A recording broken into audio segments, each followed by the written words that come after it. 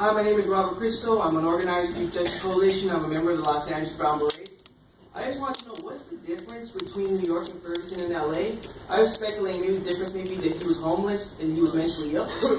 Also, I would like to know, if I had told you about a mentally ill person being beaten down and harassed by 4 individuals, then electroshocked into submission, trying to forcibly be put in bondage, and then when he resisted to submit, he was shot and killed in the street. Would those people be incarcerated right now? Would you be running a smear campaign against the victim? First, the victim was violent. Now the victim's a robber. And now I'm hearing that the victim was a drug dealer as well. If the person was violent, criminal, and had a criminal history, it doesn't make it okay to kill them. It doesn't mean their life doesn't matter. This commission fails to address the real need to address mental illness in this city. This city has had the largest homeless population for years and for decades, and what has been done? We need your money, we need your resources, we need your support, not your bullets. Thank you.